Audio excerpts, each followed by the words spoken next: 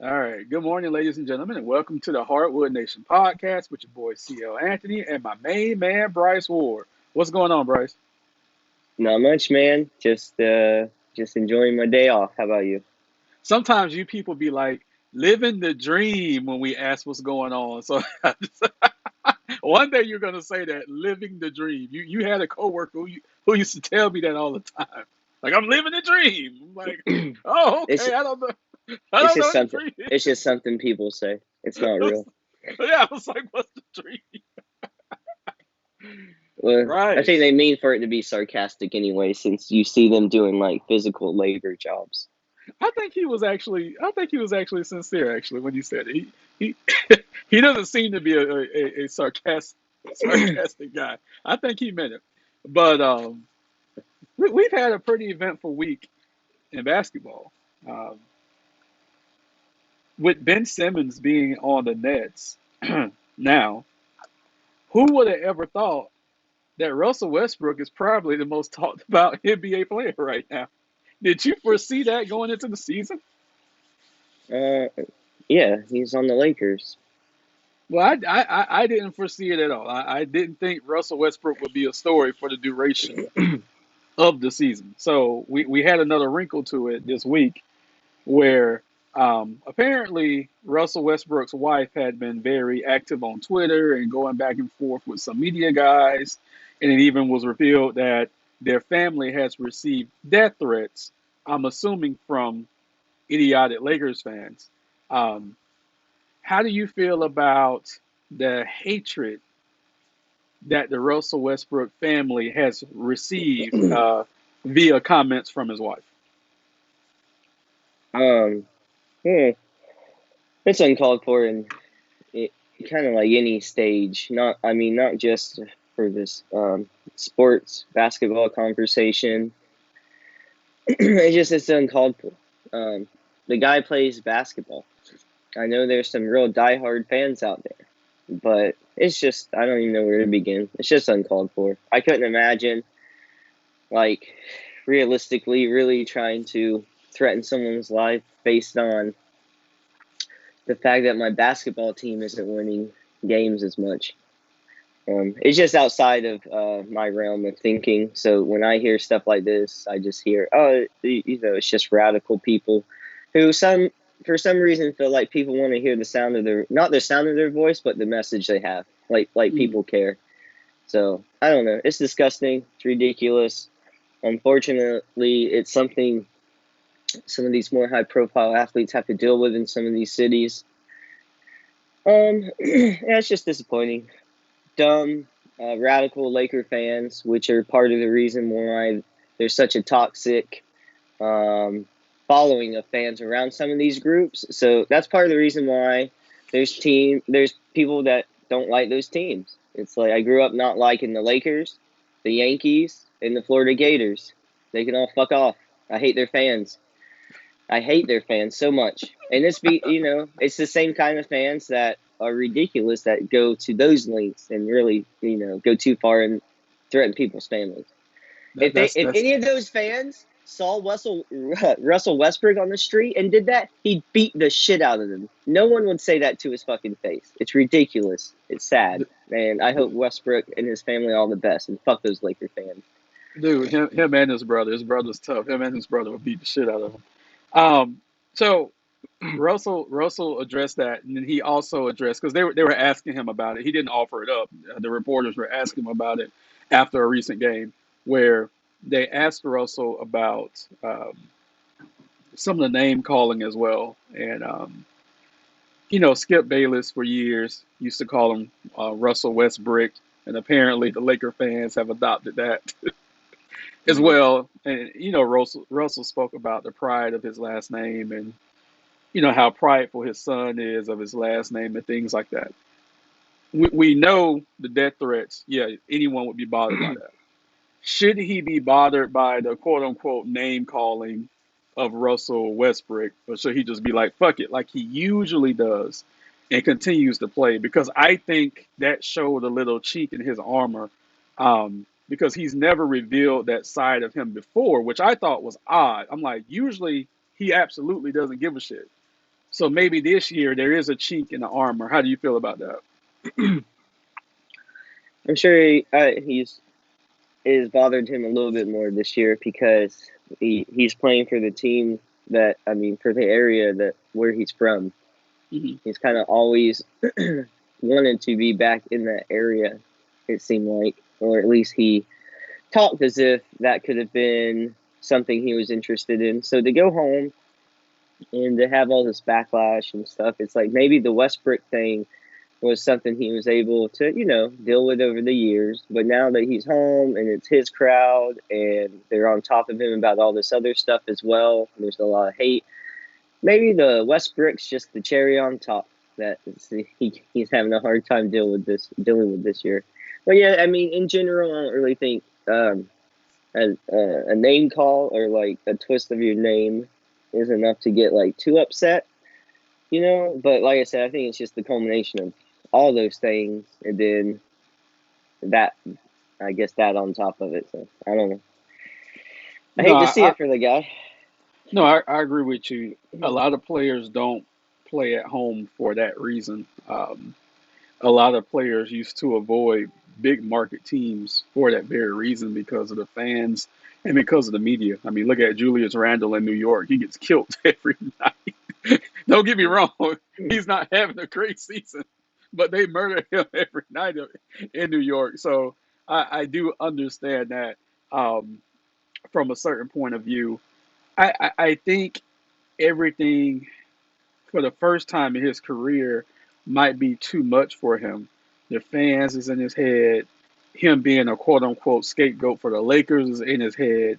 And that's contributing to his not so great play consistently. His stats across the board are still pretty much Russell Westbrook stats. But his game in and game out play isn't as consistent as it used to be. Um, so hopefully he can fix that, especially heading into the play-in tournament, which looks like they're going to head into, and they're going to head into it presumably off the back of LeBron James. You like what I did there? LeBron James in a week has had two 50-point games, 56 points. Then he had to sit out the game against the Rockets because that knee started swelling up.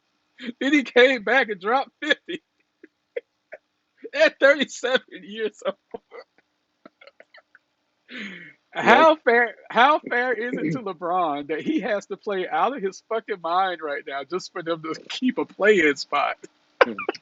Look, it's plenty fair because he's going for the all-time points leader. So if he wants that, he's gonna have to deal with some swelling in that knee. Sorry, you, you might not win a championship this year, but you got to keep adding up those points. So if you're gonna miss a game, he's got to drop a 50 piece on him in the next game to make up for it. He's just gonna start missing every other game, but dropping 50 in every game. He's gonna start putting up Wilt Chamberlain numbers. He's like, y'all think Kevin Durant's the best scorer? I'm gonna drop 50 every night. How amazing is it at 37 that he dropped two 50 pieces in a 7-day span? How It's amazing a is that? it's just a testament to his legacy, and I would say like his freak athleticism compounded with the way he takes care of his body. You Mhm. can't just do that. If he came in looking like Zion, he wouldn't do that. If he came in looking like Luca, he wouldn't do that Right, at that age. right, And right. maybe if LeBron was their age, he could kind of pull. But he didn't do that then. He's always taking care of himself. Yeah, But yeah. that's what you have to like when you're that kind of freak athlete. Like you can do whatever you want to. So I mean, I have him on fantasy. Keep dropping 50s. I need it. So it's incredibly impressive though. I just feel it's a shame that um, the Lakers haven't been able to capitalize off his amazing season. Hmm. He is playing phenomenal. Like for the entirety of the season, he's been playing phenomenal. He's been the one constant piece. Westbrook up and down, Davis is in and out. Hmm. LeBron's been that one constant piece for the season, and many people thought, well, maybe he should shut it down and rest that knee and prepare for next season. But he's saying, nah. Hmm. As we talked about last week, he absolutely believes they have a shot against the upper echelon of the Western Conference, which we'll dig into that a little later. But he believes they have a shot, and he's trying to get them there. So kudos to him, because it is phenomenal to watch him play. And I know we're in multiple fantasy leagues. I have him in one league as well, and I had a pretty good week this week. So I had a pretty good week. Bryce, James Harden did James Harden things and disappeared in another big game as the Brooklyn Nets, led by Kyrie Irving and Kevin Durant, steamrolled the Philadelphia 76ers. Hmm. We have a little situation here. So let me explain for our good people. And by the way, if you love basketball, smash the like button, comment on our shit, share our content. We appreciate it. I think Riley has to go outside. We have both said and have both been proponents against how bad the Nets have been all year. I think we kind of diverged a little bit after the Ben Simmons trade. I thought the Nets won that trade. I think you was leaning towards Philly a little more. Well, James Harden did not have a great game the other night. Well, the first time these two teams met since the trade. Joel Embiid did Joel Embiid things. Are you surprised that the Nets went into Philly and steamrolled them the way that they did? Because it was actually I believe it was Philly's first loss since acquiring Harden. Mm, I don't know if I'd say I'm surprised. I thought the game would be closer in general. The problem is Kyrie and Durant. Not so much Durant. The problem there for me, like thinking that Brooklyn can consistently be good, is just the Kyrie factor.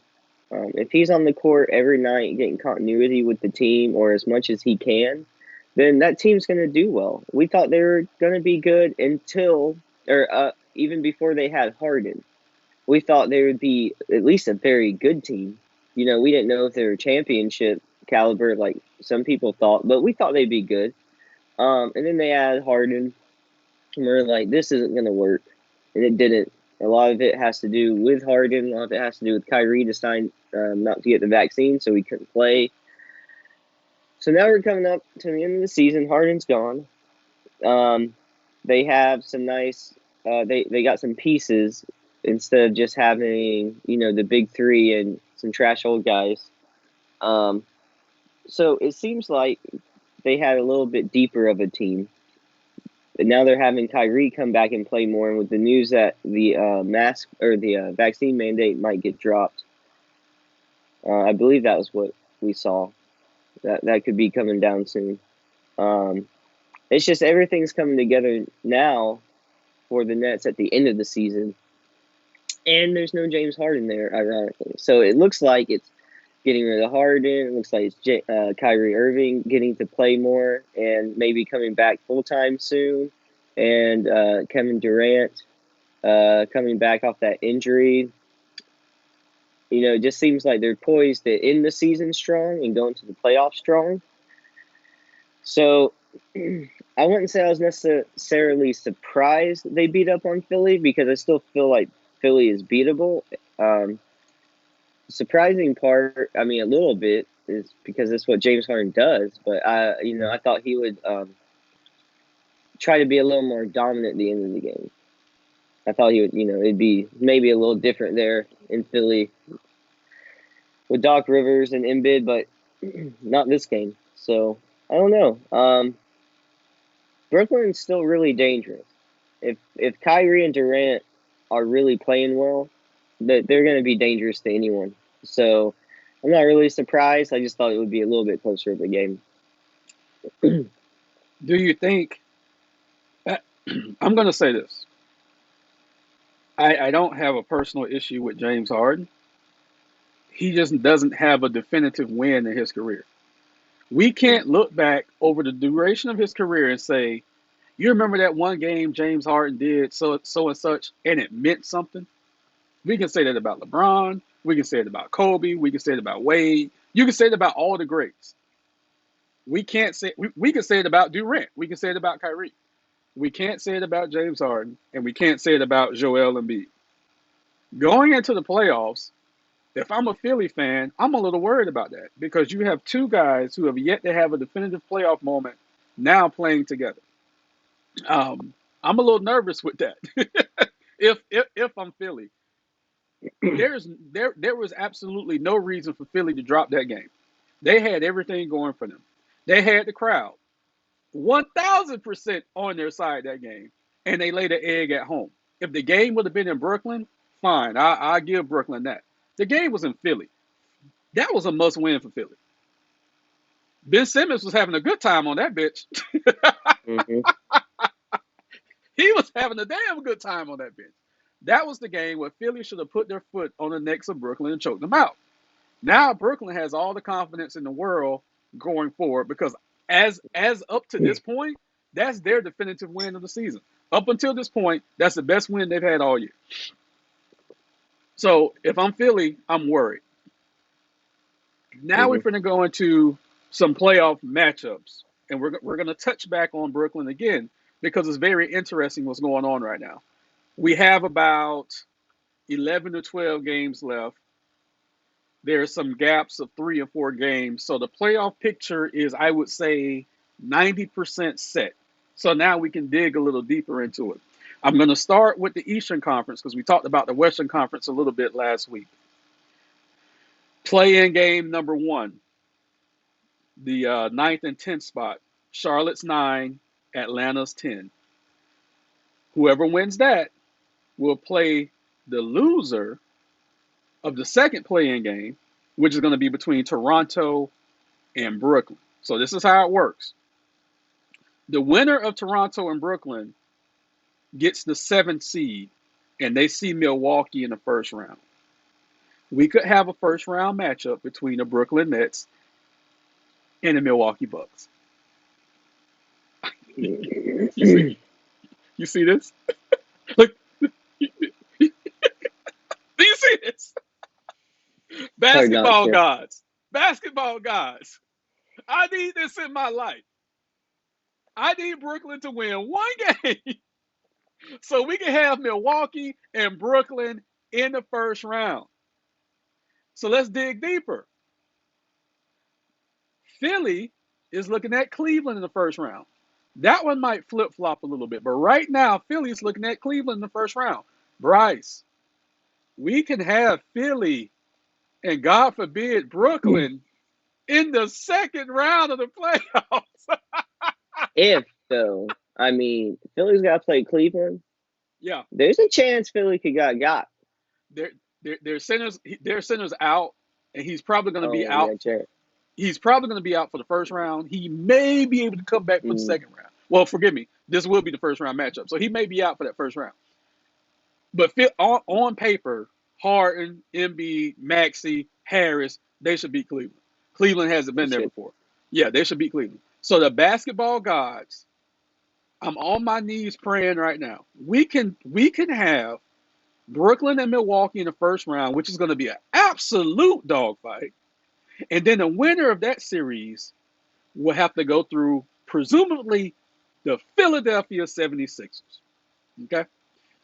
How bad do you want this? Because I want it bad.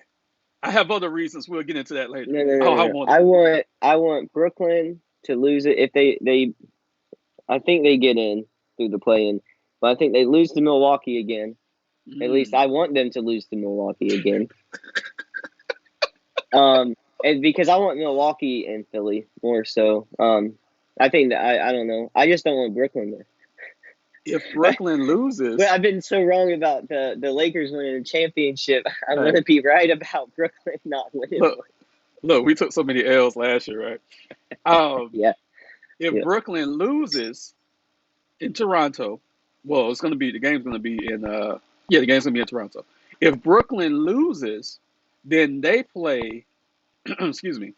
They will play the winner of Atlanta and Charlotte. If Brooklyn wins that game, then they're looking at Miami in the first round. Okay. So, of course, you know me. I want the easiest path I can get. I need that easy in my life. So I need Brooklyn to beat Toronto. I need Brooklyn to play Milwaukee. I need the winner of them to play Philly. And guess who's going to be sitting in the conference finals? Just That's a lot of what ifs, though. Also, though, I think my new pick for a championship is the Heat.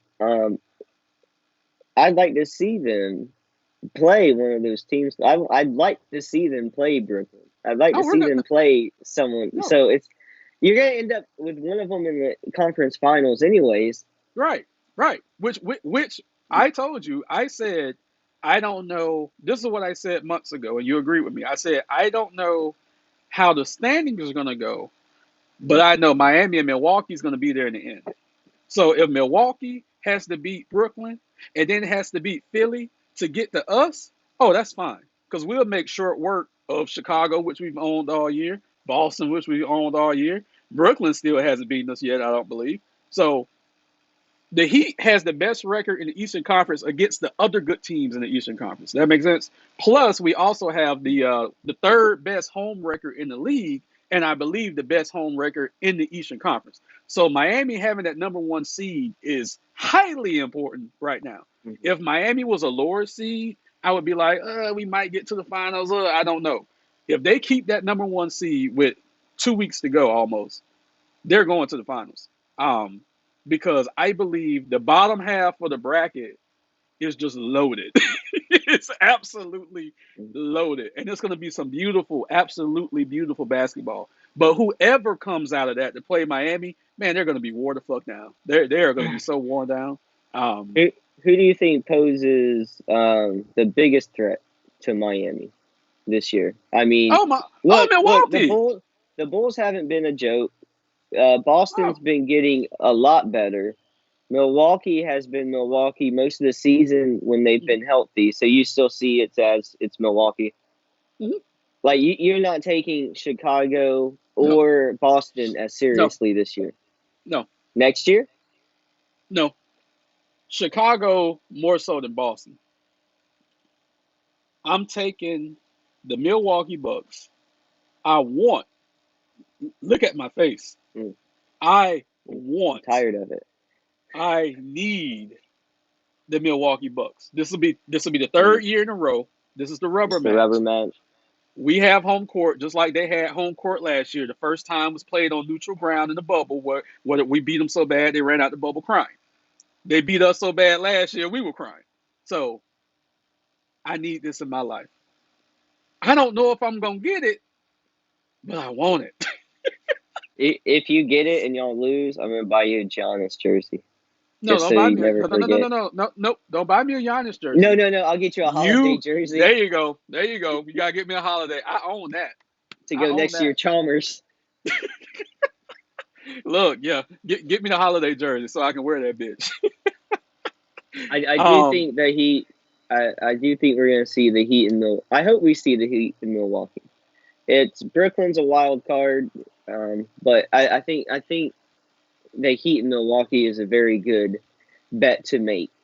I did want to ask you, who do you think? Because Trey Young and the Hawks have been playing better. Who do you think wins between Charlotte and Atlanta in that playing game? Because that's going to be a tough game between two exciting young teams and two that's gonna be a exciting hell of young a point game. guards. That's Yes. gonna be a hell of a game. It's gonna be an absolute hell of a game. The Hawks are still kind of banged up. Charlotte is the higher scoring team in the league. The Hawks aren't that great on defense. I'm going with the Hornets on that. Um, I've seen them play a few times. They are absolutely horrifying in a good way on offense. Like those young boys fly. They got a whole team of high flyers, and then they got the one of the best point guards I've ever seen to distribute the ball. So yeah, that team there is amazing. One other And quick there, question. what's that? I'm sorry. I thought you were going to end it right there. No, you got no. What's your question? No. So Brooklyn's going to have to play Toronto Yeah, right now. and Toronto's been playing good too now. That's is Toronto just beat Brooklyn twice. I I I I know know there it. was things going on there with both teams, but like, what do you say if Brooklyn loses to Toronto in Well, the play-in? if they lose to Toronto, they're not eliminated. So they still have. Oh, forgive me. They are eliminated. No, no, they're not. Okay, forgive me. Playing shit stupid. Playing shit so stupid. They're not eliminated. I would prefer them to beat Toronto so I don't have to worry about Brooklyn in the first round. Mm-hmm. I just want the easiest path I can get because I believe Brooklyn will beat both Charlotte and Atlanta. So I don't. Yeah. I need them to go ahead and beat Toronto. I need Toronto to go ahead and lay down. You know, knowing to just lay down, just take it, bend over and take it, so we can have Brooklyn and Milwaukee in the first round. And I'm gonna tell you something. I think the NBA will move mountains, wink wink, to have Brooklyn and Milwaukee in the first round. Might be some shenanigans that night. Maybe. It wouldn't. That So wouldn't surprise me either. yeah, might be some shenanigans that night. All right, so we're gonna move to the Western Conference. Playing game number one, Minnesota and the Clippers. Minnesota just completed the. Well, no, they didn't complete the Florida sweep. Miami fucked up last night, but you guys beat them, I think. And But they were playing good up to that point. yeah, they have been. They've won like 35 of no, they've won 25 of their last 35 games or some shit like that. And they've quietly done well. So you got them and the Clippers. I'm actually gonna go with Minnesota on that one. And Yeah. then you're looking Yeah. and then you're looking at Minnesota and Memphis in the first round. Woo! Play-in game number two, right now, surprisingly, the Pelicans and the Lakers. I think the Lakers are going to win that. Even though the Pelicans beat the shit out of them by like 29 They a couple of did. weeks ago. I think the Lakers are going to win that, and the Lakers are going to set themselves up for the loser of Clippers and Minnesota. Lakers kind of had problems with Clippers this year. Lakers had And trouble with everyone this year. well, the Lakers want Phoenix.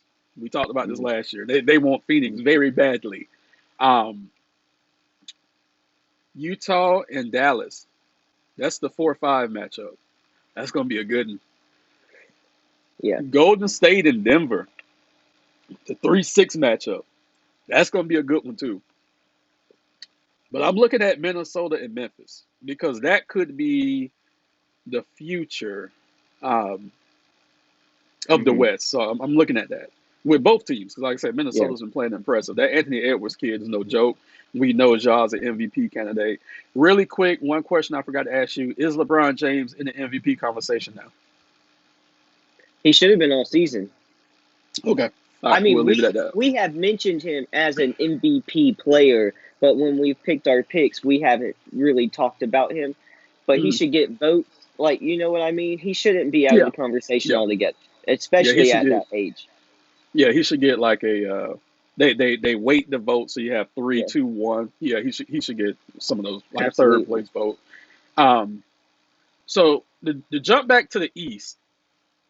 ESPN dropped the video on YouTube. I didn't send it to you. I didn't even watch it, but I saw the title of it, and I was a bit turned off by it. That's why I didn't watch it because it said, "Can the Heat win the championship without a superstar?" And I was like, "Well, that's kind of disrespectful to Jimmy Butler." When you texted me the overview for the topics, and you Oh, said, and I saw that on it. uh-huh. With a like quote superstar. I Right, had the same reaction. I go, what? I thought they had Jimmy Butler, so right. I was confused. And I I try not to talk about the Heat because I try not to be a fanboy. I really do try not to talk about the Heat. But when I saw this, I was like, this is so fucking disrespectful. So this season, the national media. Let me go back. The Heat's been leading the East now for almost 2 months, give or take a game or two. We've been leading the East for almost 2 months. The East still wants to talk about Philly. I'm sorry. The national media still wants to talk about Philly. They still want to talk about Brooklyn. So you have the Heat and Milwaukee kind of flying under the radar. But Milwaukee actually gets a slight edge because they're the defending champs. Some people in Miami are like, wow, They just don't give us any kind of respect. And then when I saw that video title, I'm like, how y'all gonna shit on Jimmy Butler like that? He's averaging like 23, 7, and 6. That's superstar numbers to me. I'm sorry. Is he a flashy guy? No. Is he a fake guy like someone in Los Angeles? No. He just goes on the court and fucking plays. He doesn't worry about quote unquote celebrity, if that makes sense. Are No you one. talking about Kawhi or Paul George, about the fake guy in LA? Which I was or Davis? talking about Or LeBron, but it's okay. I knew. I Talking just about LeBron. The Miami Heat, we don't have guys like that. Last year, when we had a guy like that, guess what happened? His little ass got sat down, and look what's happening to him now. He's going to be sixth man of the year this year. So we don't. We're not a flashy team. What this team reminds me of is the Detroit Piston team. Rip Hamilton, Ben Wallace, Rasheed Wallace, Chauncey Billups. This Miami Heat team reminds me of that team that took down a super team in 5 games. We could very well see it again. But we do have a superstar, and it just rubbed me the wrong way because I'm like, this is the reason Jimmy Butler is angry all the time because people continuously shit on him.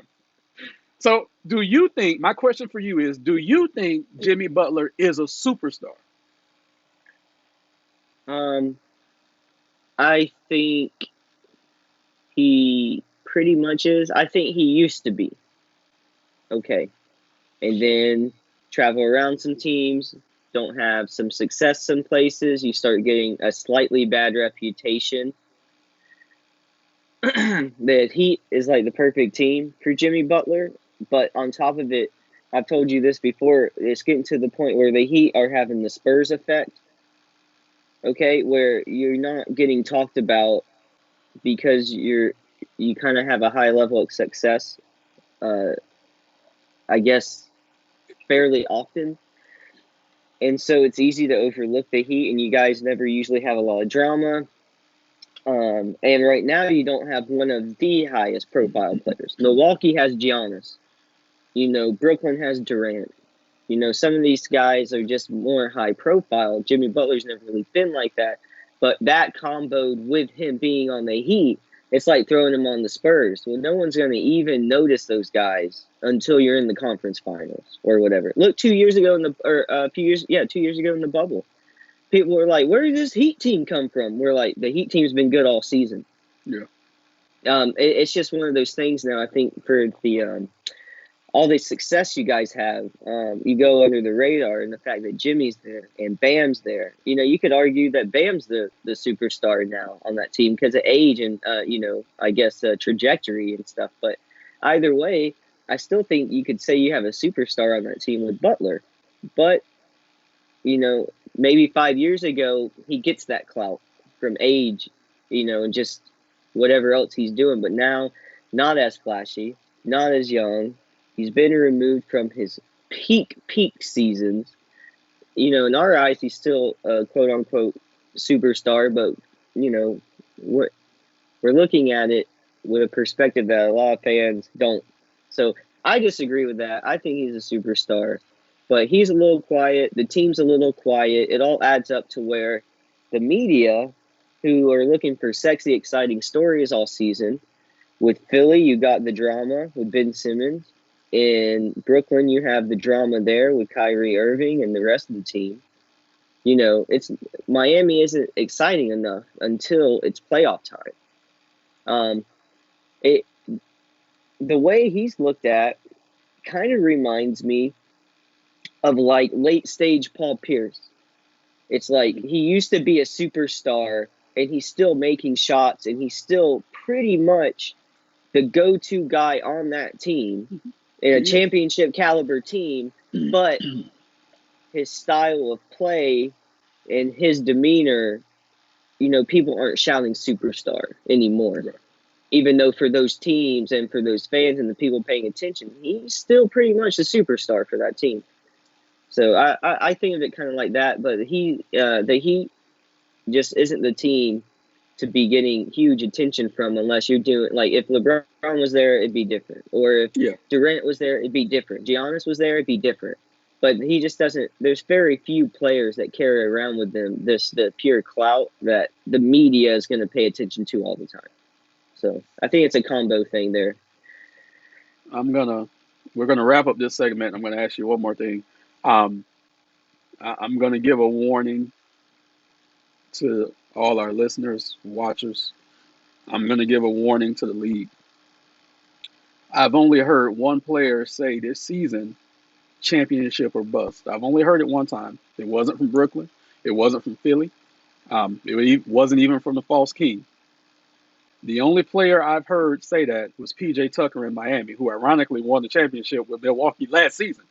He said their mindset is championship or bust. We ain't worried about next year. Mm-hmm. There's gonna be hell to pay to knock this team out in 7 games. It's gonna be absolute hell to pay. Um, outside of PJ because he wasn't there. They're still mad about the bubble. They're mad about that. Bam has been playing phenomenal since he came back from his Yeah. injury. Every critique I had of Bam last year is absolutely gone this year. When Kyle Lowry's in the lineup, he's running that fucking offense, man. The other night he had 0 points, but he had 10 assists. I was good. Yeah, I know. I have him I in was good. fantasy in both leagues, and I was like, okay, I okay, was just good. don't take too many shots now. Hurt my Yeah, field goal percentage. I was good. So his shots kind of off. It kind of came back last night, even though we lost. But Jimmy didn't play last night. Um, Nor did Oladipo because they're resting his leg. But Mhm. sorry, one more thing. The games I've seen Oladipo play in, the biggest impact he's had is that with him on the court, we can give Jimmy even more rest. That's the biggest impact there, especially in the playoffs. So just keep your eye on that. So Jimmy doesn't have to play all those heavy minutes that he had been playing because he's actually dealing with a toe injury right now. Um, He's a great utility guy to have. He can score. He can run your offense. He can mhm. defend. He can get your team going. Like I can't say I can't say enough good things about Oladipo. So um, but yeah, this is going to be a tough out. I'm not saying that he can't be beat. That's not what I'm saying. What I'm anyone saying can get is deep. right. What I'm saying is that they're going to be an extremely tough out. Um, the last thing I want to ask you about, which sorry I didn't put this on the lineup. This week, Popovich became the most winning coach in the history of the NBA. Just give me a couple of things, couple of thoughts you have about Pop. Was it all time winningest or regular All time, season? all time. Okay. Um, it's just a testament to what he's built and who he has built himself up to be. Mm, Steady, like mastermind, um, total belief and like buying in from his team and his players and letting that system and his control take over and lead to championships. And to do it out of, you know, arguably, I don't know if amongst like smaller teams how big of a fan base and community the Spurs have, but I know in general they're not like on par. Obviously, with the big time teams, Knicks, Lakers, they're not up there. But to be able to build a system and a team and to have that success for so long, it's impressive.